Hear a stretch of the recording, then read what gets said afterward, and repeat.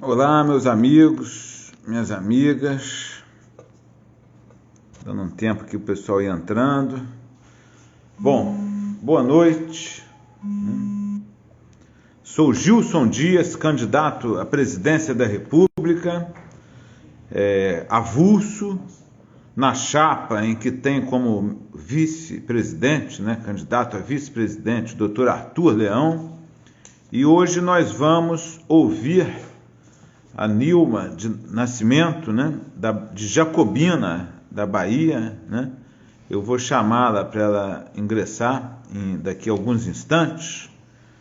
Bom, eu só quero fazer uma introdução, primeiro pedir desculpas pelo atraso, porque hoje foi um dia muito corrido, que é a véspera, da campanha eleitoral. A campanha eleitoral oficialmente começa amanhã. Amanhã nós poderemos informar o número, e nós já vamos começar no primeiro minuto de amanhã, ou seja, 00:01. Quando é 1 minuto, nós estaremos fazendo um compartilhaço do nosso videoclipe, já com número, com tudo. Esse videoclipe está guardado a 7 chaves, É um videoclipe que está criado, mas não foi difundido para ninguém. Vai ser divulgado 00:01. Aí eu peço para todos que estão conosco que ajudem a compartilhar esse videoclipe por todas as redes sociais. Hello, Kawaii, Facebook, TikTok, YouTube, Instagram, o LinkedIn. Vamos viralizar isso por toda a internet, porque a única maneira da candidatura democrática, independente, avulsa, conseguir fazer frente a esse boicote da grande mídia, da grande imprensa, que não coloca nem uma roda de nota, um rodapé, uma nota de rodapé da nossa candidatura popular, Porque nós não somos da oligarquia partidária, não concordamos com a privatização da soberania popular. Eu já dei até uma aula falando sobre essas questões. Então, o direito de ser votado faz parte intrinsecamente do conceito de cidadania e de democracia. Então, esse direito de ser votado não pode ter o monopólio de uma pessoa jurídica de direito privado, que é o partido político, porque senão o que acontece? Estão privatizando a cidadania, privatizando a soberania popular e privatizando a própria democracia, entendeu? A própria substância democrática, que não pode ser privatizada, porque tudo isso que eu estou falando são direitos públicos primários, são direitos públicos indisponíveis, que faz parte intrinsecamente da cidadania de cada pessoa. Então não vou permitir, não vou concordar. E agora já tem mais um outro candidato avulso também que protocolizou, eu acho que foi hoje o protocolo dele, hoje ou ontem, que ele protocolizou lá no TSE também um pedido de registro de candidatura avulsa. Então agora tem 2 candidatos avulsos. O nome dele eu até vou falar aqui, que ele entrou em contato comigo, é Genilson. Genilson é o outro candidato avulso. Nós estamos combinando até de fazer um debate entre os candidatos avulsos, que são esses candidatos sem partidos políticos, que representam realmente a população, o povo brasileiro. E nós faremos debates dos candidatos avulsos em paralelo a esses debates dos candidatos das oligarquias partidárias que querem privatizar a soberania. Então eu vou convidar aqui para entrar, a Nilma da Bahia. Está aqui já. Convidei. Bom, já convidei, deve estar entrando. Vamos ver. Olá, querida, tudo bem? Bom, primeiro eu queria agradecer a sua presença, ter aceito participar dessa live, Você é baiana, e de uma região belíssima aqui do Brasil, um dos estados mais importantes, salvo engano, eu acho que é o do Nordeste, eu acho que é o maior estado, do Nordeste, e que tem uma população também muito importante, e que vem ali, a história do Brasil começa, na Bahia. Então, eu quero passar a palavra para você fazer as suas considerações iniciais, se apresentar, para o público. Fica aí com a voz. Para quem está entrando, eu desejo boa noite e agradeço pelo convite. Hoje eu resido em Jacobina, Bahia. Ela está localizada a mais ou menos 322 quilômetros de Salvador, né, no extremo norte da Chapada Diamantina. E como o senhor falou bem, é uma das primeiras cidades históricas do Brasil. E Jacobina traz para a gente esse contexto histórico, essa história, um povo muito lindo, um povo muito crente, da sua filosofia de vida. E hoje eu resido em Jacobina, depois de um processo seletivo para o curso de licenciatura em Geografia. Então, eu estou no 8º semestre do curso de licenciatura pela UNEB, no campus de Jacobina, e dentro da universidade eu desenvolvo alguns projetos de pesquisa, grupo de pesquisa, e acho que é isso por enquanto. Tá, você então mora em Jacobina, né? Jacobina, eu acho que tem a ver com os jacobinos, né, da Revolução Francesa, né? Que quando eu dava aula de história, eu falava lá dos jacobinos, que era um movimento, né, que teve na França para libertar o povo francês daquele, né, arbítrio que tinha da nobreza, daquele absolutismo de direito divino. Tinha o rei Luís XIV, aí depois XV, XVI, aí eu acho que foi o Luís XVI e XVII que acabaram, né, sendo derrubados, né, o rei Luís XVI, pelos jacobinos, né, que fizeram a Revolução Francesa. Então, Jacobina deve ter alguma relação com isso. E você, eu fui informado, você fez ensino técnico agrícola, né? Isso. E está fazendo, né? Agora você falou, fazendo geografia. A gente tem uma proposta de criar no Brasil ensinos técnicos, entendeu? Profissionalizantes, já no ensino médio. Acabar com a formação geral. Essa ideia não é uma ideia minha, não, tá? Porque, por exemplo, eu vou muito a Portugal. Então, por exemplo, Portugal é um país desenvolvido, né? E Portugal, ele não tem formação geral, ensino médio. Lá eles chamam de ensino secundário. Todos que terminam o ensino médio lá, que é o secundário, né, chamado de secundário, eles saem com alguma profissão técnica. Aí quem quiser continuar, aprofundar, fazer uma faculdade e tal, continua, mas quem não continuar já está apto a desenvolver dentro de alguma carreira técnica, seja na área rural, seja na área de bares e restaurantes, área de turismo, saúde, educação, tem toda uma formação técnica para os secundaristas, ou seja, para os estudantes do ensino médio. Aqui no Brasil, não. A pessoa terminou o ensino médio, formação geral. Aí você sabe fazer o quê? De turismo? Nunca ouvi falar, não sei o que é. Sabe fazer o quê? De agricultura? Não sabe também nada. Então fica uma formação geral que parece que não é útil para a própria pessoa, né? A pessoa não pode usar aquela formação geral para desenvolver dentro de uma carreira. Ela é obrigada a seguir uma faculdade, a fazer, né? E a faculdade, não que eu seja contra. Eu acho que quem puder fazer faculdade tem que fazer, mas tem pessoas que, de repente, não querem ser acadêmicos, querem seguir uma profissão mais técnica, né? Tem pessoas que preferem isso. Então, a gente tem que atender, né, aos anseios da sociedade de modo geral, né? E não posso querer obrigar todo mundo agora a fazer faculdade, ou então obrigar todo mundo a ficar analfabeto e não estudar. Eu acho que não pode ser assim, tem que ter um meio termo, né? Tem que ter uma coisa mais equilibrada. E você, como técnica, né, agrícola e agora estudante universitária, praticamente formanda, né, geógrafa praticamente, né? O que você acha desse monopólio aí da candidatura pelos partidos políticos, que eu estava até falando que isso aí é quase que uma privatização da soberania popular.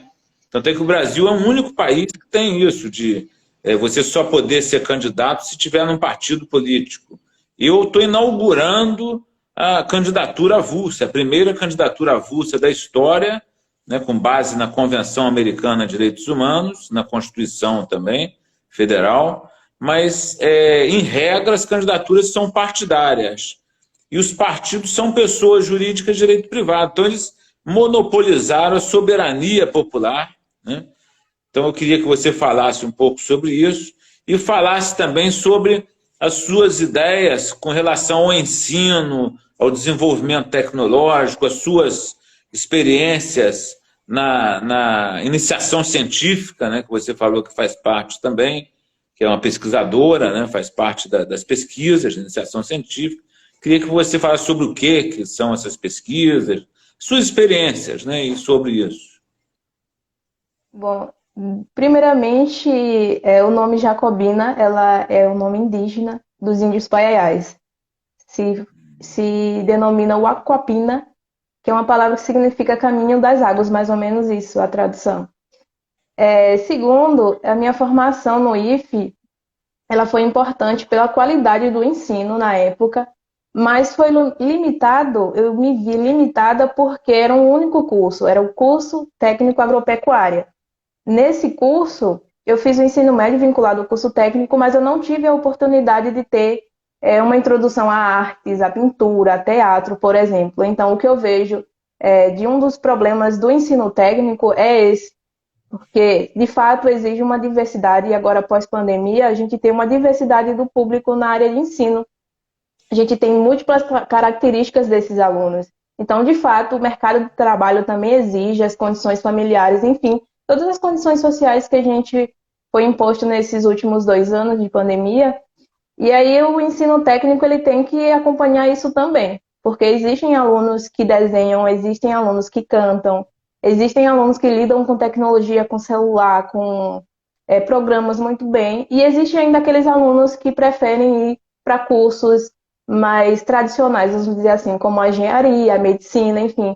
Então, acredito que para a escola, a universidade ou o ensino técnico abarcar toda essa demanda mesmo de ensino, é necessário trazer também, dentro desse curso técnico, não só aquele técnico específico, mas o curso técnico vinculado a algumas disciplinas de artes, de geografia, que a gente tem hoje em dia um corte, né, nas nossas cargas horárias, então uma dificuldade muito grande do curso de inglês, do curso de educação física, na própria geografia também a gente está sendo cortada em relação à carga horária.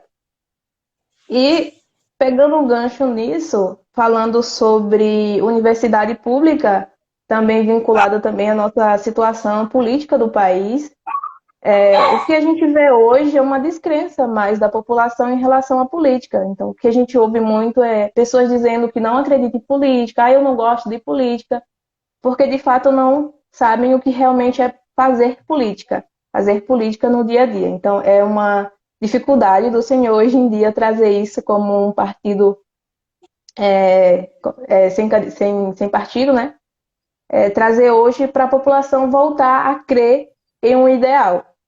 Porque a gente tem uma dificuldade muito grande de perceber a política como ela é hoje, se perceber dentro como seres políticos. Então, é uma presença de falta de identidade até da população brasileira. Os brasileiros hoje, eles não se percebem como um país. A história do Brasil hoje, ela é contada por outros, não é contada pelos brasileiros, e a gente tem essa crise de identidade. E tendo essa crise de identidade, tem essa dificuldade de se perceber atuante como seres humanos brasileiros atuantes. Então, o que é ser brasileiro hoje e o que é ser político, ser um ser humano político hoje? É uma das dificuldades que a gente vem enfrentando, até quem quer participar mais, interagir, fazer uma live, alguma coisa, também é uma das grandes dificuldades. Nessa grande dificuldade que eu venho, eu pergunto ao Senhor, como que seria isso? Como trazer esse público de volta para ouvir, para conversar, para a gente poder debater e ter questões, ideias mesmo contrárias, atuando, conversando entre si? Então, a minha dissertação de mestrado, né, foi sobre isso. Né? A minha dissertação de mestrado foi em Direito, né, e com relação à falta de... foi sobre o sistema partidário brasileiro, né, desde o Império até os dias atuais, e o que ficou bem claro na dissertação de mestrado foi que nessas primeiras décadas do século XXI, né, de 2000 até 2018, foi quando eu concluí o mestrado, fica evidente, se você for comparando a eleição, que há uma falta de representatividade da classe política em relação ao povo, ou seja, há um descompasso entre os políticos e o povo que não se sente representado pelas oligarquias políticas, porque partidárias, oligarquias, porque é o que eu disse, esses partidos políticos, eles têm donos, né?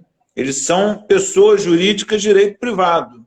Então ninguém quer entrar num partido que tem, de repente, um ladrão lá, que é o dono do partido, outro partido que tem o pessoal que é xiita, tem outro que é não sei o quê, porque quem manda no partido, a estrutura deles é autocrática.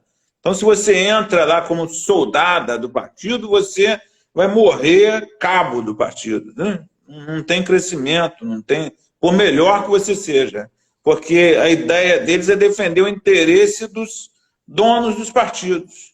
Isso é próprio do Brasil, não é uma coisa comum no mundo afora democrático.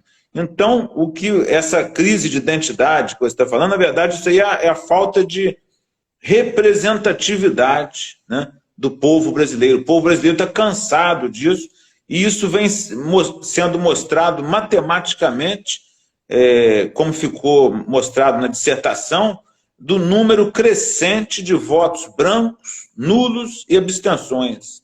Se você pega a eleição de 2002, teve um percentual. 2006, o percentual foi maior, de brancos, nulos e abstenções. 2010, maior ainda. 2014, maior ainda. 2018, maior ainda. Agora, em 2020, para você ter uma ideia, nas eleições para prefeituras, a maior parte das prefeituras, quem ganhou o primeiro lugar foi o somatório dos brancos, nulos e abstenções. Aí, em segundo lugar, vem o candidato que foi eleito. Quer dizer, isso aí mostra o que? A total falta de representatividade dessas agremiações partidárias, né, desses partidos políticos, que querem o quê? Privatizar o direito das pessoas serem votadas. Então, quer dizer, você quer ser candidato a vereadora, de repente, é uma pessoa atuante, aí você vai lá, tem que entrar no partido, aí o partido fica fazendo um monte de sacanagem lá, não pode isso, não pode aquilo, tem que fazer isso, entendeu? E quem manda no mandato não é quem está exercendo o mandato. Isso pela lei brasileira eleitoral, tá? Olha só que absurdo. Por exemplo, um deputado federal, vou te dar um exemplo, um deputado federal é eleito pelo partido lá X, né, partido X. Aí ele é lá do partido X. Se o dono, a direção do partido nacional falar, ó, deputado, você tem que votar a favor dessa lei aí que vai ser encaminhada, e der uma ordem para ele por escrito, e ele votar contra o que a direção nacional mandou, e a direção nacional não está lá no parlamento, tá? Os caras estão lá no gabinete do partido, lá, dono do partido fazendo churrasco, tal, falando bobagem, tá lá na reuniãozinha lá do grupinho. Aí o que acontece? Aquele deputado é como se fosse um empregado do partido. Aí o que acontece? Se o deputado votar, se eles mandaram votar a favor da lei, qualquer lei lá, e o deputado votar contra, ele pode ser expulso do partido. Isso justificadamente. E ele perde o mandato dele. E o suplente dele assume a vaga dele. Então, quer dizer, quem está no parlamento não manda nada. Quem manda na questão legislativa é quem está fora do parlamento, são os donos dos partidos. Quer dizer, aí fica esse monte de pessoas sem saber, pô, aquele deputado parecia ser um cara tão bom e de repente só faz bobagem lá. É porque ele está seguindo ordem lá, porque se ele não obedecer, ele perde o mandato e entra outro no lugar. Isso pela própria legislação, que é uma coisa que a gente vai aperfeiçoar. Se a gente ganhar eleição, a gente vai aperfeiçoar tudo isso, vai democratizar. Quem tiver no exercício de mandato vai ter poder mesmo de representante da sociedade, não vai ter que obedecer ordem de ninguém. Ele está ali para representar o povo que elegeu ele, ele não está ali para obedecer a ordem do dono do partido que ninguém nem sabe que existe. É isso que acontece hoje no Brasil. Então, essa falta de representatividade vem fazendo o quê? A população vem criando um sentimento de impotência, e esse sentimento de impotência vem desacreditando a população da política. E a política não é uma coisa ruim, a política é uma coisa boa. A política vem lá da polis grega, né? A política é exatamente para melhorar a sociedade. É essa que é a ideia, vamos dizer, filosófica de política. Não é essa politicagem que tem aí, não, vai fazer isso em troca de cargo, em troca de favor, esse que o pessoal fala, toma lá, dá cá, que é negócio de, me dá um cargo para minha filha ali que eu passo essa lei, me dá isso que eu faço isso. Porque não pode ser assim, a política tem que ser para o bem comum, para as pessoas que aspiram o melhor para a sociedade. Então essa que é a questão. As minhas propostas com relação a isso é democratizar o Brasil, ou seja, liberar a criação de partidos políticos por quem quiser criar, qualquer pessoa vai poder criar partido e qualquer pessoa vai poder se candidatar de forma avulsa, independente também, porque tem gente que não se encaixa em nenhum partido, não concorda com os partidos que existem, ou pode criar um partido ou pode se candidatar de forma independente, avulsa. E com relação à legislação, a proposta é essa, ter uma reforma política no sentido de acabar com esse negócio de ordem de fora para obrigar deputado a votar, acabar com esse... Porque hoje legalmente ele pode ser expulso se ele desobedecer o dono do partido. Eu vou acabar com isso, senão não vai mais poder o dono de partido mandar no deputado que está lá. O deputado está representando ali o povo que elegeu ele. Então ele vai ter independência funcional, substancial, uma autonomia para ele poder votar as leis de acordo com o que for melhor para a população, e não em razão de obediência, de ordem de quem nem faz parte do parlamento. E com relação às escolas técnicas, aquilo que eu te falei, Portugal tem a opção, não é só técnica no sentido, vamos dizer assim, de disciplina, tem arte. Se a pessoa, eu quero ser uma dançarina, ela vai ter lá todo um respaldo para ser dançarina. Se ela eu quero ser jogador de futebol, vai ter todo um respaldo para o cara ser jogador de futebol, treinamento para aquilo. Isso em paralelo ao ensino secundário, ao ensino médio. Então, isso que a gente quer colocar aqui no Brasil, para a pessoa poder, no ensino médio, ela optar mais ou menos a linha da carreira que ela quer seguir e ela sair dali formada. Por exemplo, tem teatro, tem gente, eu quero ser ator, o cara pode pedir isso. Aí ele vai ter lá formação artística, saber representar, fazer teatro, cinema, palco, noção de televisão, de tudo isso. Isso que tecnologias agora, né, redes sociais. Então, isso aí já é ensinado no ensino secundário e dá uma base maior para a pessoa depois desenvolver mais numa faculdade ou seguir também uma carreira, mas com uma formação já suficiente. Então, essa que é a nossa proposta. E também levar uma educação de qualidade aqui no Brasil para o interior, educação e saúde. Porque hoje muita gente sai do interior, né, que é um local maravilhoso, é o que você falou aí, é perto da Chapada Diamantina, é isso? Chapada Diamantina.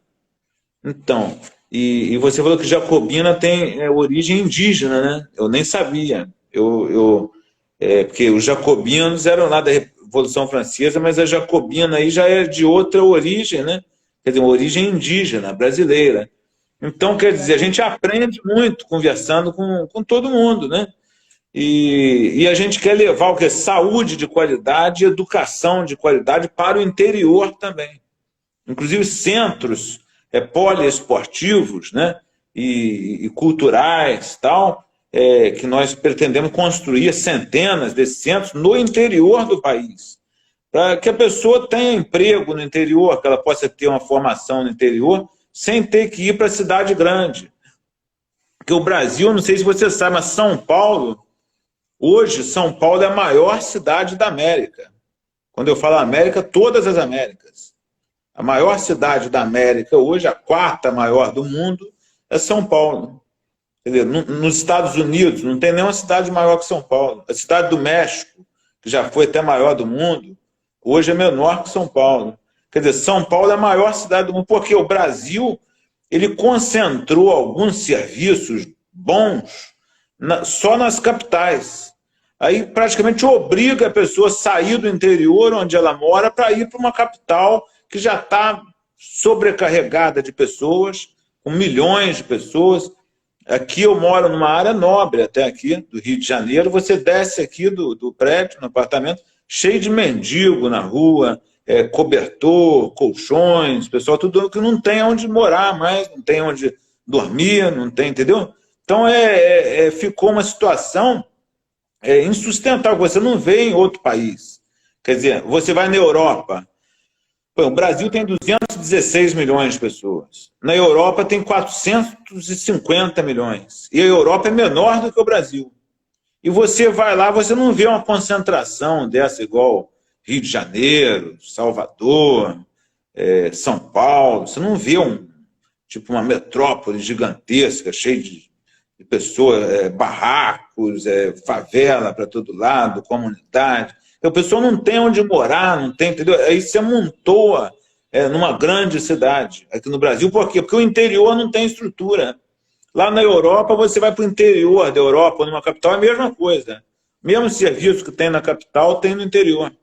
Tem questão de saúde, tem questão esportiva, cultural, artística, escolas fantásticas. Você vai lá numa cidade que tem 3.000 habitantes, tem uma escola fantástica, uma coisa. E isso aí é dividido, é distribuído. Então a população não quer sair do interior. Porque o interior lá é bom, tem saúde, tem educação, tem emprego, tem uma economia funcionando, tal, tudo com estrutura, estradas boas, conservação da natureza, os rios lá, não tem poluição, é 100% do esgoto tratado. Aqui no Brasil, não, o pessoal não trata o esgoto, tal. Então, todas essas questões fazem parte das nossas propostas, entendeu? Mas principalmente de democratizar o Brasil para dar essa esperança ao povo de que há como nós revertermos isso e voltar a termos uma representatividade, mas tem que partir do próprio povo e o povo tem que participar da política, mas a política mesmo é igual essa questão da candidatura avulsa, ganhando ou perdendo a eleição, a gente vai continuar com esse movimento para democratizar o Brasil. E você, que é ainda muito mais jovem, né, você tem a vida pela frente, né, toda, você pode ser uma grande liderança amanhã, uma democrata, pode, né, de repente, ser uma das pessoas que vai democratizar o Brasil no futuro, de repente, há 10, 15 anos, porque isso é uma semente que a gente está plantando e para colher quando, né, nascer, quando germinar. Né? O que você acha disso?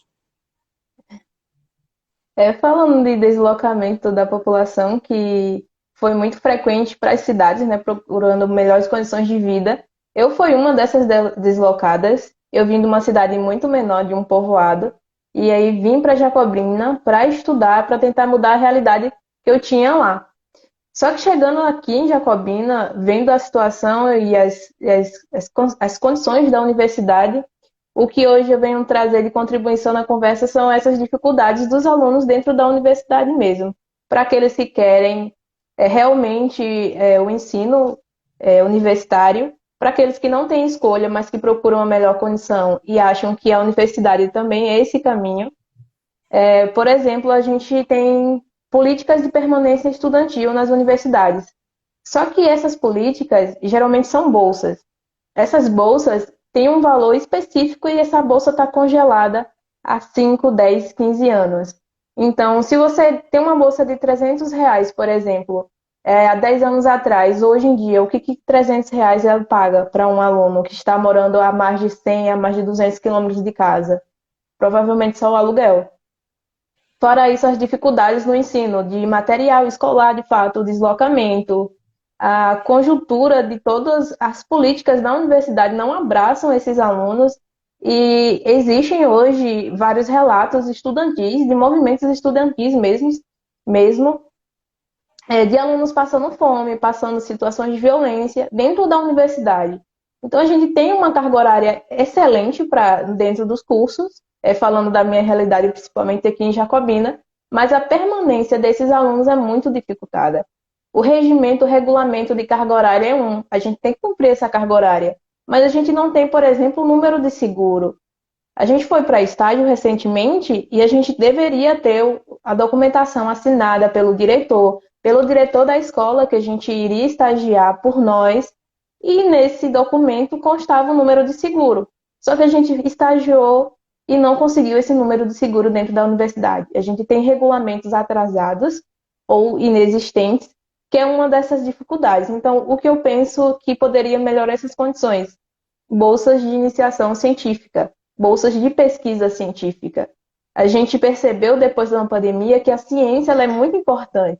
Não só a ciência enquanto medicina, mas também a ciência geográfica, a ciência química, a ciência de segurança no trabalho, enfim. Então, o incentivo à ciência seria muito importante. O número de vagas para essas bolsas é muito pequena e a diversidade também ela ainda é muito pequena. Existem processos seletivos para essas bolsas e para você conseguir um orientador é muito difícil porque não existe opção de professores. Então, é um professor para uma demanda de 3, 4 disciplinas. Então, eu não posso escolher na disciplina X, eu quero com tal professor, porque não existe esse tal professor. É aquele único específico do campus. Então, a demanda de professores dentro da universidade ela ainda é muito grande. As bolsas são poucas para a quantidade de alunos. As especialidades da bolsa também. O valor da bolsa é ainda menor do que essas outras dificuldades. Uma coisa que não existe é estágio remunerado, é extremamente escasso, e os que a gente consegue pela prefeitura é um valor mínimo, e tem uma papelada imensa, uma dificuldade, uma burocracia, e você não atua na sua área de ensino. Se eu fosse procurar esse estágio, eu não daria aula de geografia, eu daria aula de educação física, eu daria aula de inglês, de português, mas não daria de geografia pela demanda também do ensino público hoje. Além disso, o que eu poderia destacar aqui de Jacobina, dentro dos estudos que eu fiz de iniciação científica, eu estou no meu terceiro projeto de iniciação científica dentro desses 4 anos de ensino na universidade. Eu falo um pouco sobre mapeamento e análise de risco em encostas aqui de Jacobina. E dentro desse estudo foi que eu fui percebendo a dimensão que Jacobina é. Por exemplo, no potencial de mineração, no potencial turístico ecológico, na questão indígena, a gente ainda tem indígenas aqui, a gente tem os indígenas paiaiás, a gente tem os quiriris, que ainda moram em comunidades, moram no centro da cidade ainda. A gente tem um quilombo urbano chamado Bananeira, que é imenso, é uma população, uma comunidade tradicional daqui. Eles fazem eventos relacionados a quilombo e a história deles. Tem até um documentário no YouTube. A gente tem agropecuária, a gente tem feira orgânica na cidade.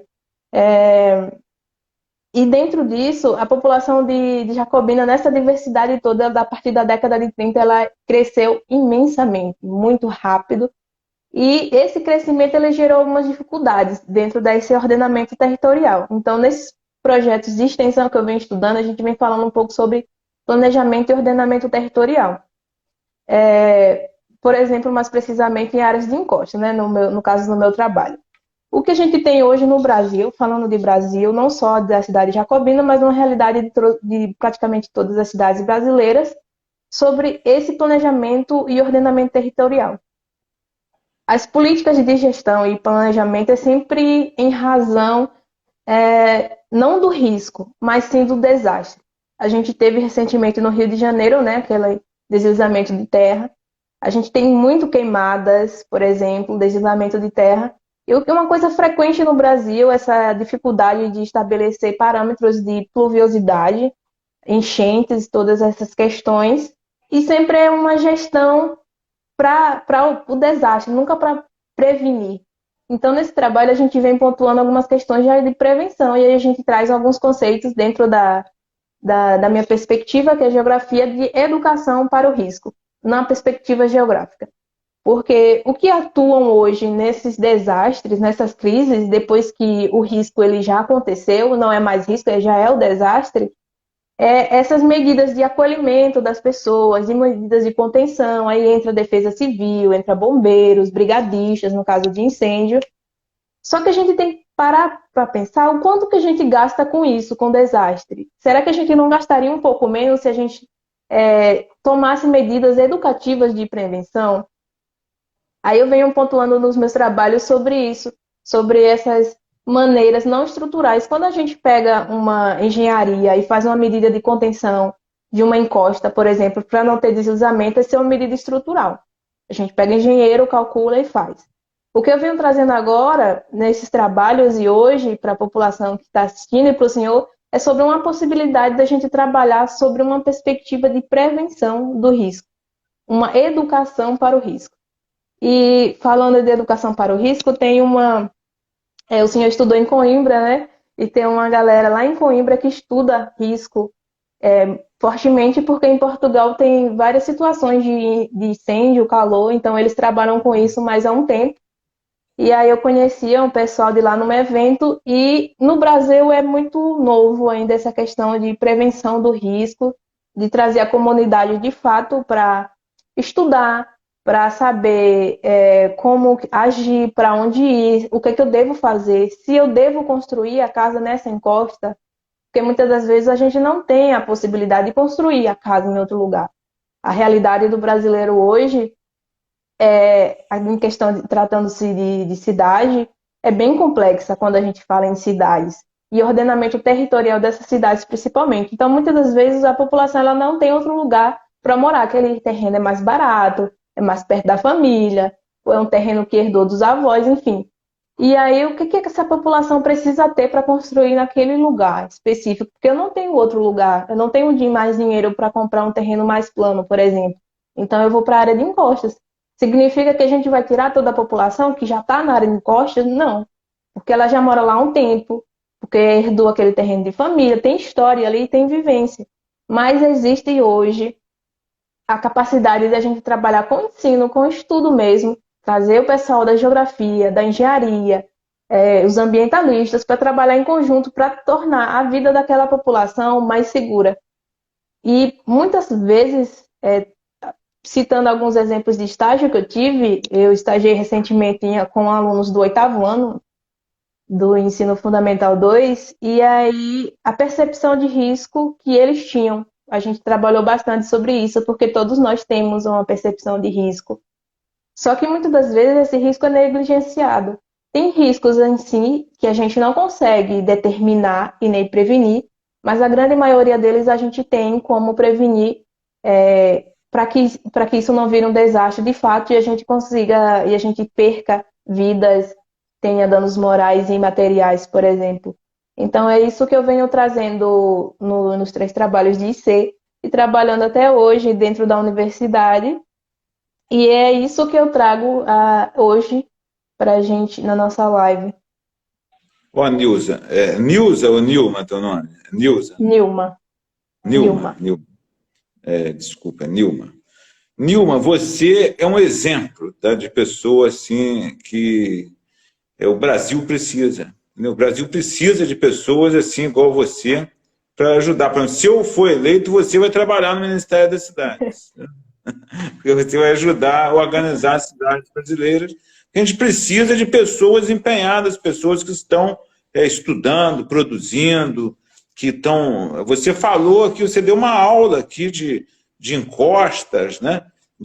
Da prevenção de encostas, coisas que você vai com esses prefeitos aí, semi-analfabetos, eles não têm nem noção disso, eles não querem nem saber de encostas, eles querem saber do dinheiro que vai entrar lá para dividir, para mandar lá para o dono do partido. Quer dizer, tem que ter vontade política de fazer uma administração racional, uma administração que seja para o bem das pessoas.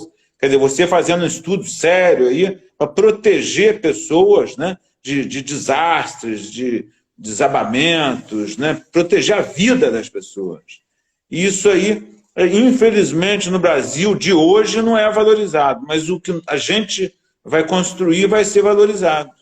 Então, essa que é a ideia, ouvir as pessoas, do povo, as riquezas, né, de conhecimento. Você falou que tem origens indígenas aqui, eu anotei uma é os Quiriris, e o outro é qual? Os Paiaiais. Paiaiais. Que eu fui numa aldeia indígena, lá no sul do país, tinha 4 índios, né, indígenas novos, crianças que não tinham nem cobertor para dormir. Lá no sul do país era 0 graus. Quer dizer, um negócio assim fora do comum. Quer dizer, eles já tiveram as terras invadidas, né? Igual eu falei também dos descendentes dos escravos, o Brasil tem que fazer uma compensação histórica para todos os povos indígenas e para os descendentes dos escravos, para a gente poder compensar a população de hoje, os descendentes, pelos maus tratos que os povos indígenas e os descendentes de escravos, os escravos receberam lá atrás, os antepassados. Então, os antepassados dos brasileiros foram maltratados, e aí depois o pessoal vem, bota uma borracha aí, vamos ver daqui para frente, esquece tudo, isso aí é só história. Não pode ser assim. País sério tem que tratar essas questões com seriedade. Então tem que ter uma compensação histórica aos povos indígenas, aos quilombolas e aos descendentes dos escravos, né? Porque, na verdade, essas pessoas merecem pelos danos sofridos pelos antepassados. Então isso é uma proposta inédita, tá, da nossa candidatura.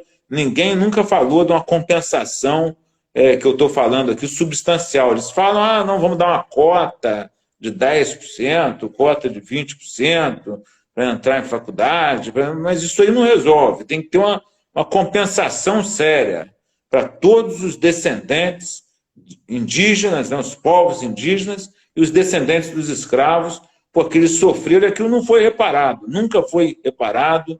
Acabou a escravatura e tudo bem, cada um resolve você. Os indígenas até hoje têm terras invadidas lá no norte do país, madeireiro, aqueles outros garimpeiros, entra lá, dá tiro em índio, mata as pessoas para poder roubar a terra do indígena, enfim, até hoje sofrem com isso. Então isso aí tem que parar, a gente tem que realmente encarar esse problema social de frente e com estudos, com pessoas estudiosas e que queiram o bem do Brasil, como você, né? Nilma Nascimento, aí de Jacobina, né? E você falou que a Jacobina, a origem era do quê? Eu queria anotar aqui. Huacapina. Indígena, né? Mas por causa de quê? Caminho das Águas significa. Caminho É uma palavra indígena dos Paiaiais. Significa Caminhos das Águas. Então, Jacobina é uma palavra indígena dos Paiaiais, não é isso? Paiaiais, que significa Caminho das Águas. Pô, excelente, excelente isso. Então tá bom, muito obrigado por participar da live. Hoje, 00:01, começa a campanha eleitoral oficial, né? Aí eu vou poder revelar meu número, que até agora eu não posso revelar ainda. E nós preparamos também um clipe, né? Um videoclipe com número, com tudo, e nós vamos fazer um compartilhaço hoje à noite, né? 00:01. A gente vai compartilhar por todas as redes sociais para poder fazer um impacto da nossa candidatura, logo no primeiro minuto da campanha. E eu conto com o apoio de todos, né, que estão escutando essa live, que estão vendo e que vão também assistir daqui a pouco, ou já assistiram. E conto também com o apoio seu, tá, Nilma? Que ajude a gente nesse compartilhaço aí da democracia. Vamos criar uma democracia no Brasil e um futuro melhor para todos nós, né? Tá bom? Hoje eu agradeço, Gilson, pela oportunidade de falar um pouquinho sobre as dificuldades dentro da pesquisa na universidade.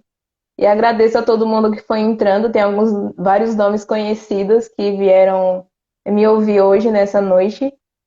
Agradeço pela oportunidade de estar falando, por ter entrado em contato comigo, por ter ouvido. E eu desejo uma boa sorte nessa sua jornada nova e nos seus empreendimentos que possam realmente fazer um grande efeito na população brasileira. Tá bom. Então, muito obrigado, uma boa noite. Você está convidada para estar junto conosco nesse projeto aí de um país melhor e democrático, tá bom? Boa noite aí para você. Boa noite. E manda um abraço aí para todos aí da região de Jacobina, aí, da cidade, né? Para os quilombolas, para os indígenas, né? Eu gostei muito desse saber que Jacobina é uma palavra dos paiaiás. Foi um aprendizado hoje. Então, uma boa noite, tudo de bom, tá? Boa noite.